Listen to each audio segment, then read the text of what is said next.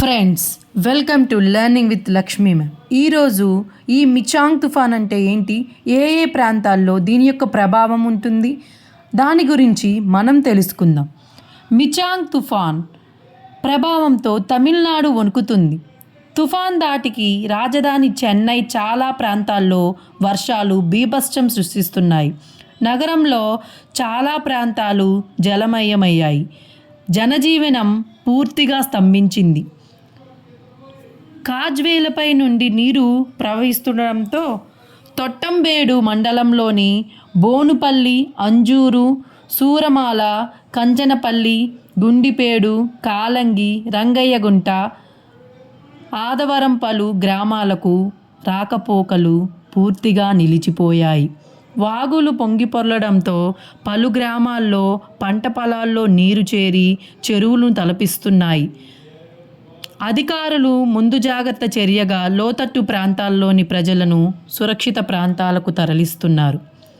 శ్రీకాళహస్తి పట్టణంలోని పవిత్ర నదిగా పిలువబడే స్వర్ణముఖి నదికి జలకళ సంతరించుకుంది.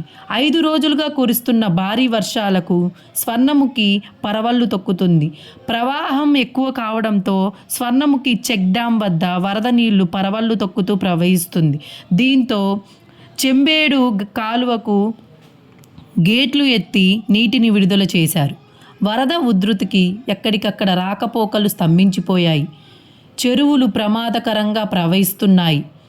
వరదయ్యపాలెం చెరువుకు గండిపడే ప్రమాదంతో ఉండడంతో అధికారులు రక్షణ చర్యలను చేపడుతున్నారు. తిరుమలలో కూడా తుఫాన్ ప్రభావం కనిపిస్తుంది.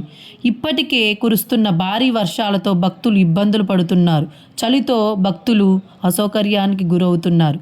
నెల్లూరు జిల్లాలో కూడా ఎడతెరిపి లేని వర్షాలు కురుస్తున్న భారీ వర్షాలకు లోతట్టు ప్రాంతాలు జలమయమయ్యాయి. 13 పునరావాస కేంద్రాలను అధికారులు ఏర్పాటు చేశారు. దాదాపు 250 మందిని పునరావాస కేంద్రాలకు తరలించారు.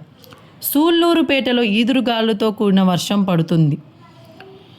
ఇటు బాపట్ల, గుంటూరులో పాటు ఇతర జిల్లాలో కూడా వర్షాలు మొదలయ్యాయి. బుధవారం వరకు వానలు తప్పవని వాతావరణ శాఖ అంచనా వేస్తోంది. ఏపీపై మిచాంగ్ తుఫాన్ ప్రభావం ప్రారంభమైంది. రాష్ట్ర వ్యాప్తంగా పలు జిల్లాల్లో వర్షాలు కురుస్తున్నాయి.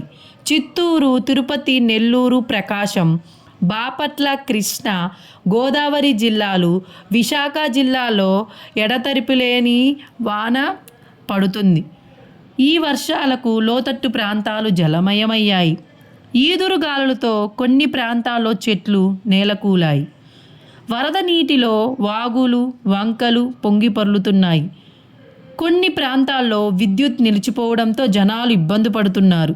తుఫాన్ ప్రభావంతో సముద్రం అల్లకల్లోలంగా ఉంది.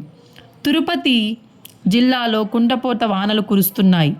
దీంతో అత్యవసరం అయితే తప్ప 3 రోజులు ప్రజలు బయటికి రావద్దని జిల్లా కలెక్టర్ కోరారు.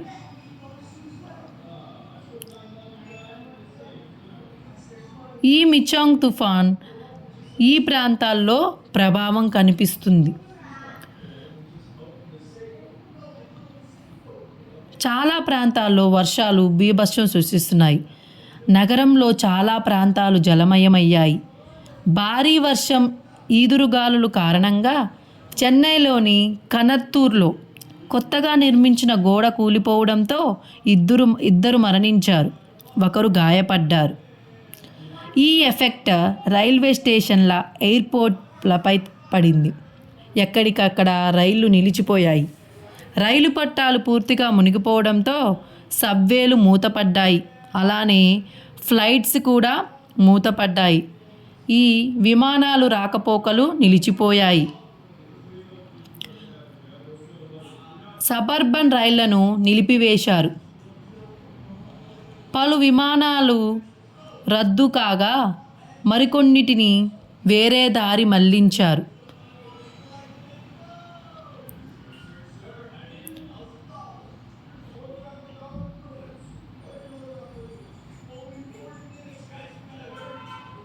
చెన్నైలో అయితే దీని ఎఫెక్ట్ బాగా కనిపిస్తుంది.